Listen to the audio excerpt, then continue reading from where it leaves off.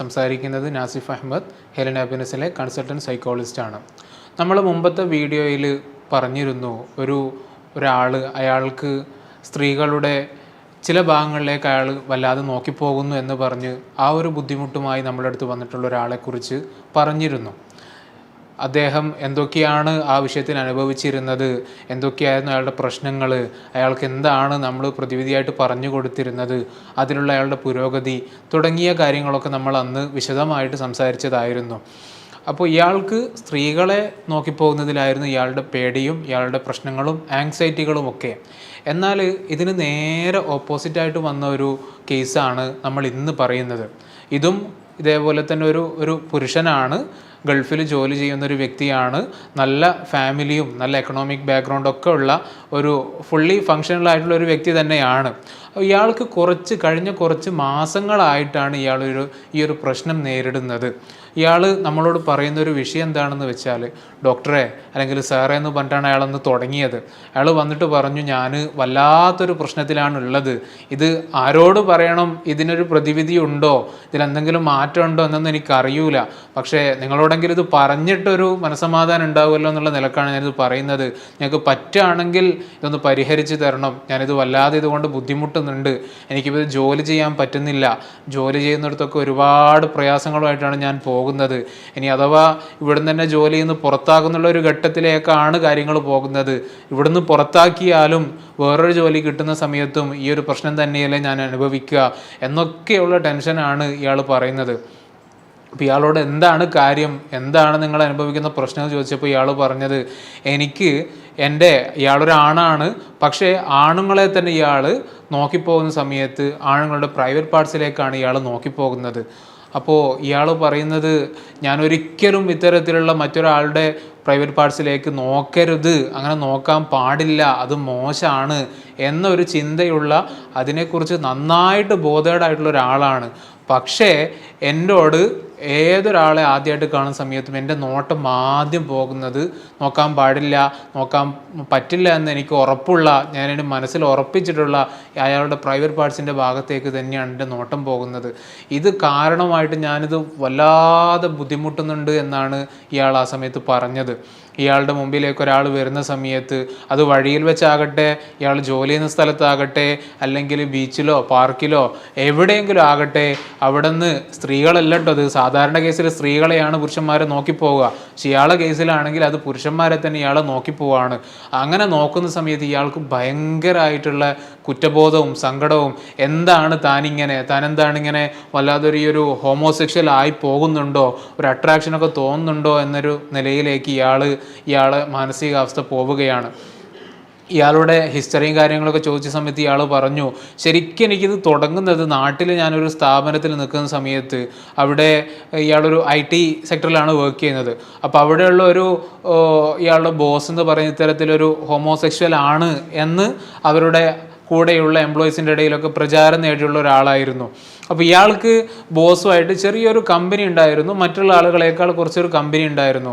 അപ്പോൾ സ്വാഭാവികമായിട്ടും അവിടെയുള്ള ഈഗോ പ്രശ്നം മറ്റുള്ളതൊക്കെ കൊണ്ട് മറ്റുള്ള എംപ്ലോയീസും കൂടെ വർക്ക് ചെയ്യുന്ന ആളുകളൊക്കെ ഇയാളും ഹോമോസെക്ഷൽ ആണ്, ഈ ബോസിനെ പോലെ തന്നെയുള്ളൊരു ഹോമോസെക്ഷൽ ബിഹേവിയർ കൊണ്ടു നടക്കുന്ന ഒരാളാണ് എന്നൊരു ധാരണ വെച്ച് പുലർത്തുകയും ഇയാളോട് തന്നെ പലതവണയായിട്ട് ഇയാളെ കളിയാക്കുകയും ഇയാളെ അവിടെ വെച്ച് ഒറ്റപ്പെടുന്ന ഒരു ഫീലും ഇയാൾക്ക് തോന്നിയിരുന്നു.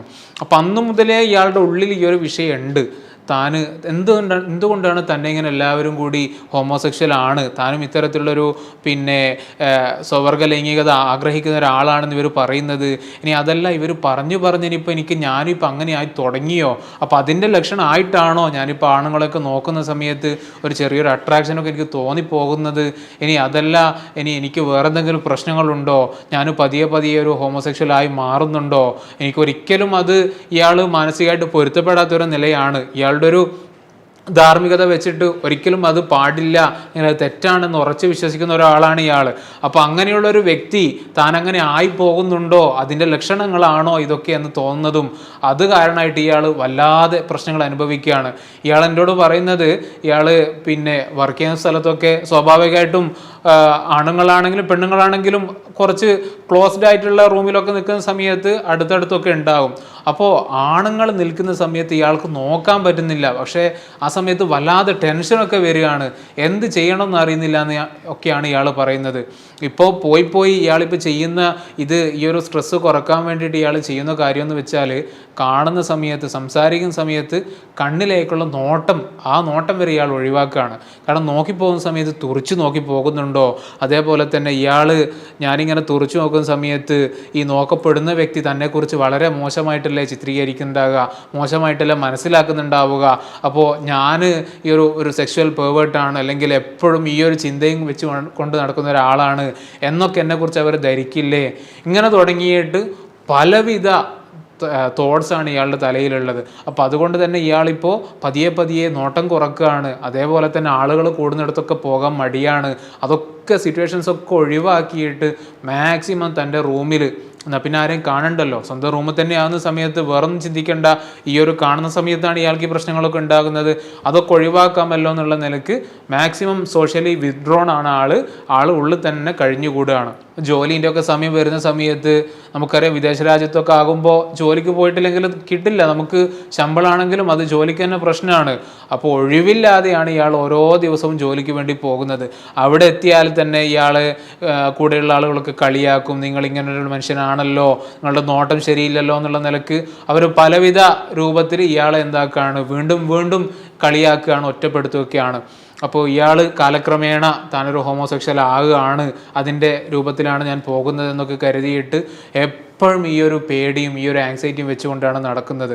അപ്പോൾ ഇയാളിപ്പോൾ വന്ന സമയത്ത് എന്നോട് പറയുന്നത്, ഇതെങ്ങനെയെങ്കിലും ഒന്ന് മാറ്റിത്തരണം, ഞാൻ അങ്ങനെ ആഗ്രഹിക്കാത്തൊരു വ്യക്തിയാണ്, പക്ഷെ എൻ്റെ ഇപ്പോഴത്തെ പോക്ക് പോവുകയാണെങ്കിൽ ഞാൻ വരും ഭാവിയിൽ ഞാനൊരു ഹോമോസെക്ഷലായിട്ട് മാറും എന്ന് തന്നെയാണ് ഇയാൾക്ക് തോന്നുന്നത്. അതുകൊണ്ട് സാർ ഇതെങ്ങനെയെങ്കിലും മാറ്റിത്തരണം എന്ന് പറഞ്ഞിട്ടാണ് ഇയാൾ നമ്മളടുത്ത് വന്നത്. തുടക്കത്തിലൊക്കെ ഇത്തരത്തിൽ നമ്മളുടെ അടുത്ത് മുമ്പ് അനുഭവം ഉള്ളത് കൊണ്ട് തന്നെ ഈ ഒരു കാര്യം തന്നെ ആയിരിക്കാം, OCD റിലേറ്റഡ് ആയിട്ടുള്ള കാര്യമായിരിക്കാം എന്നൊരു അനുമാനം നമുക്കുണ്ടായിരുന്നു. അപ്പോൾ വൈബോക്സൊക്കെ വെച്ച് കാര്യങ്ങളൊക്കെ നോക്കുന്ന സമയത്ത് OCDയുടെ മറ്റു പല ലക്ഷണങ്ങളും ഇയാൾക്കുണ്ട്. പക്ഷേ പ്രിൻസിപ്പൽ സിംറ്റം ആയിട്ടുള്ളത് ഇയാൾക്ക് എക്സസീവായിട്ട് ഇങ്ങനെ നോക്കിപ്പോകുന്നുണ്ട്, എക്സസീവ് സ്റ്റെയറിങ് ഇയാളുടെ ഭാഗത്തു നിന്ന് ഉണ്ടാകുന്നുണ്ട് എന്നൊരു കംപ്ലൈൻ്റ് ആയിരുന്നു ഇയാൾ പറഞ്ഞുകൊണ്ടിരുന്നത്. അപ്പോൾ അതിനുള്ള കാര്യങ്ങളൊക്കെ നമ്മൾ പറഞ്ഞു കൊടുത്തു. സാധാരണ OCD ട്രീറ്റ് ചെയ്യുന്ന സമയത്തൊക്കെ നമ്മൾ ERP മെത്തേഡാണ് കൊടുക്കുക, എക്സ്പോഷർ റെസ്പോൺസ് പ്രിവെൻഷനാണ് നമ്മൾ കൊടുക്കാറുള്ളത്. അവരെ എന്താണോ അവർ ഭയപ്പെടുന്ന സംഗതി, ഏതിലാണോ അവർക്ക് പേടിയുള്ളത്, എന്താണോ അവർ പേടിച്ചിട്ട് മാറി നിൽക്കുന്നത്, ആ ഒരു വിഷയത്തിലേക്ക് നമ്മൾ അവരെ എക്സ്പോസ്ഡ് ആക്കും.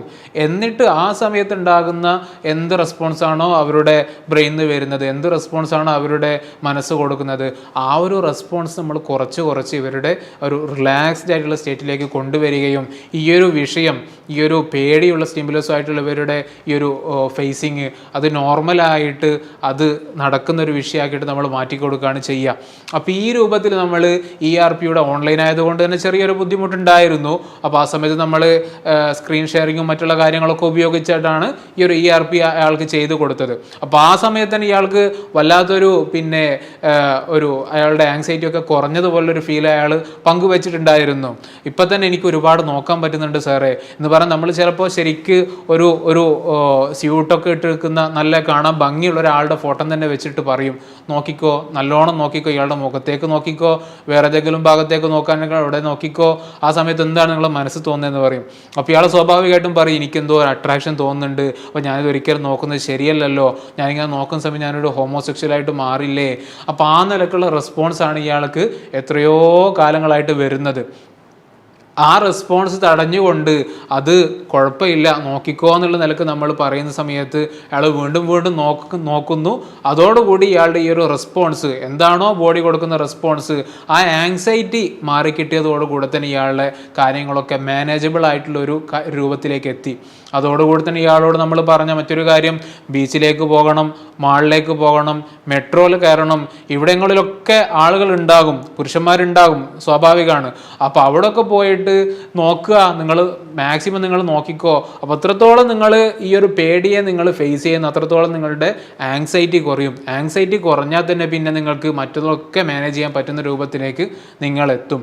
അപ്പോൾ ഈ രൂപത്തിൽ നമ്മൾ അവരോട് 1, 2, 3 സെഷൻ കൊണ്ട് തന്നെ ഈ ഒരു വിഷയം നമുക്ക് മാനേജ് ചെയ്യാൻ പറ്റുന്ന രൂപത്തിലേക്ക് അവരെ കൊണ്ടുവരാൻ പറ്റി എന്നുള്ളതാണ്. അപ്പോൾ ഇത്തരത്തിലുള്ള ഒരുപാട് ആങ്സൈറ്റി ഇഷ്യൂസ്, പ്രത്യേകിച്ചിട്ട് OCD റിലേറ്റഡ് ആയിട്ടുള്ള കാര്യങ്ങളൊക്കെ സമൂഹത്തിൽ വളരെ വ്യാപകമാണ്. നമ്മുടെ കൂട്ടുകാരിലും നമ്മുടെ ഫ്രണ്ട്സിലും നമ്മുടെ അയൽവാസികൾ, നമ്മുടെ പരിചയക്കാരിലൊക്കെ ഉണ്ടാകും ഇത്തരത്തിലുള്ള OCD ഉള്ളവർ. അപ്പോൾ അവർക്കൊക്കെ എത്ര പെട്ടെന്ന് ഈ OCD ഐഡൻറ്റിഫൈ ചെയ്ത് അതിനുള്ള ട്രീറ്റ്മെൻറ്റ് തുടങ്ങുന്നോ അത്രയും പെട്ടെന്ന് നമുക്ക് പ്രത്യേകിച്ചിട്ട് ഇത് മാനേജ് ചെയ്യാൻ പറ്റും, മാനേജ് ചെയ്യുന്ന രൂപത്തിലേക്ക് കൊണ്ടുവരാൻ പറ്റും എന്ന് ഉണർത്തിക്കൊണ്ട് നമ്മുടെ ഈ ഒരു വീഡിയോ ഇവിടെ അവസാനിപ്പിക്കുകയാണ്. അടുത്ത പ്രാവശ്യം നല്ലൊരു ടോപ്പിക്കുമായിട്ട് നമുക്ക് വീണ്ടും കാണാം. Thank you.